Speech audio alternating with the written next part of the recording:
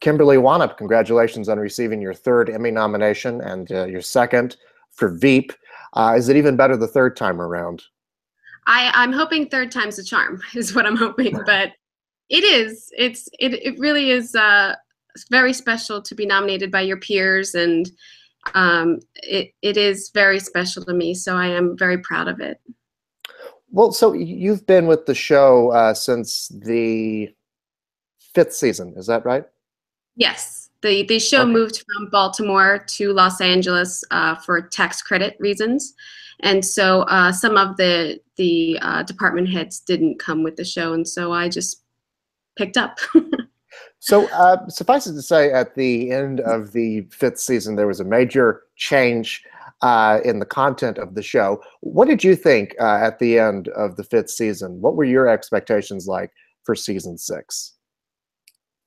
Well, to me, it was sort of like, oh, it's a new show.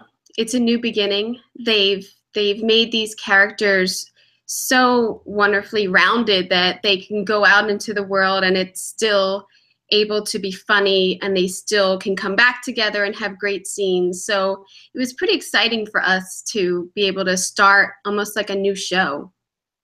It was great. And to that end, I mean, I guess I should mention your job title. You are the set decorator on the show.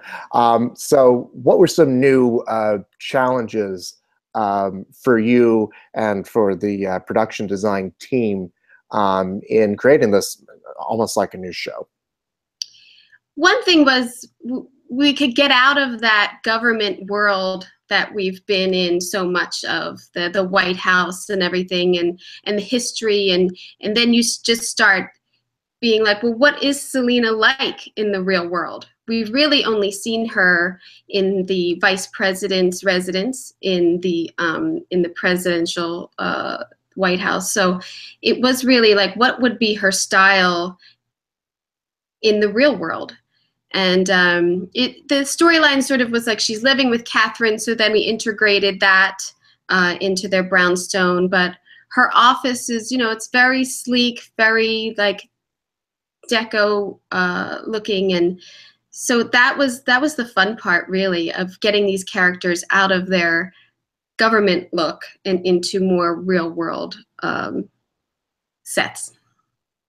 To that end, I mean, can you talk a bit about I guess, as you said before, we know who Selina is as president, and now we're understanding who she is when she's not president. So what were some of the little touches that you gave as the set decorator that really helped inform who her character was outside of politics? We really tried to keep a muted but very rich and high style look for her brownstone.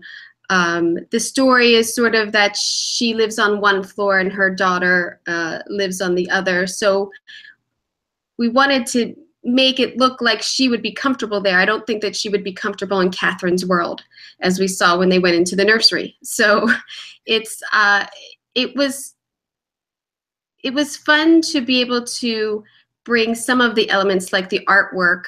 As one of her favorite painters, we brought those into that world. In the office, we have all of her awards.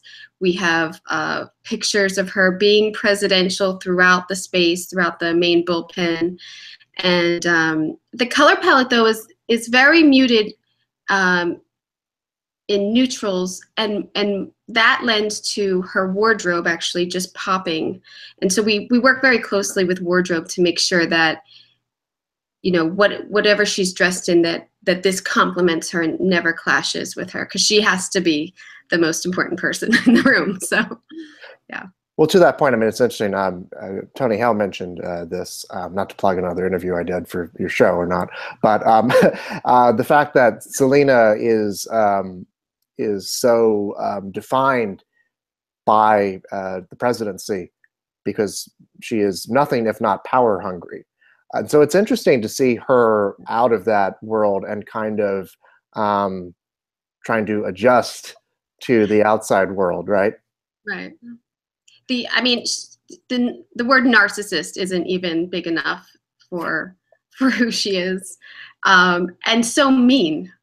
but yet I can't stop watching her. I mean, I'm very lucky in the sense that Veep was my favorite show before I started this, and so I was very into the characters and the pacing of it and the comedy and looking at how real it all is. But to have a character like that and decorating, you know that it has to look a certain way and the level has to be there. She wouldn't be surrounded by ugly things, I would say. Right. So you guys are, along with the team of production designer Jim Gloster and art decorator Andrew Leitch. I hope I pronounced their names right. No, art director Andrew Leitch. Leitch. Yes. Yeah. I don't know. You would know better than I would. But anyway, so you guys are contending for the season premiere, Omaha.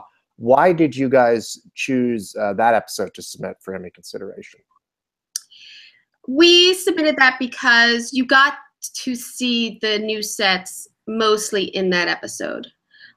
Over the season, of course, we probably could have submitted others, but we really wanted to show her residence, her office, because it's all new sets. It really is like starting a new show. So we just wanted to show, because in some of the other episodes they might go back into the Oval, or they might, you know, go back into like something like Jonah's office. It might not look like that's new, but those are all new sets. All, I think, 4 offices that he had this season, they're all new builds. So to us, we just thought that the premiere gave us that exposure to look at the new sets. So I mean, one of the interesting things about this show in the context of this season is that politics have been in the news a lot lately. I wonder, I mean, you guys obviously are not based on anything that's going on currently, but I do wonder if, since you guys are satirizing politics, how much of what's going on in the real world enters into the stories that you guys are telling or into the work that you do. The writers are so phenomenal. You would think that they would have a crystal ball or something because it's ridiculous, actually. But we film, you know, we were done our season by, I think, second week of February. So that had all been written and shot through the fall. And just unbelievable how parallel they seem to be, and that you couldn't write this, but they did. But so it's not taken at all. They do an enormous amount of research and talk to political advisors, and it's phenomenal. They really work it. And just to see, like, well, if we do this, then what? Like, having a tie seems absurd. And then, you know, they find out exactly who and what and where. And so, like, the recount that we've done and pieces like that, they just do all the research, and we try to research what those sets look like then, you know. that's it. Right. And so now you guys are delving back into the world of politics, as was hinted at the end of this season. Selina's running for office again. Have you guys, do you know what we can expect from season 7 yet? Have you gotten any kind of an indication yet? I'm not starting till after Labor Day.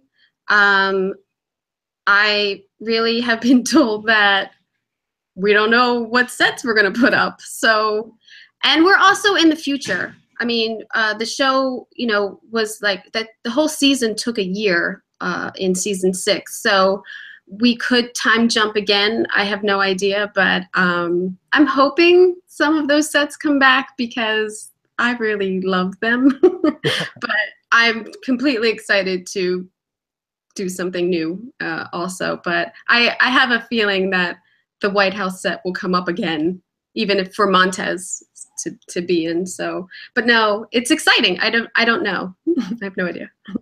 Well, I certainly look forward to it. Kimberly, thank you so much for your time, and congratulations again on the Emmy nomination. Best of luck to you. Thank you so much. Take care. You too. Bye now.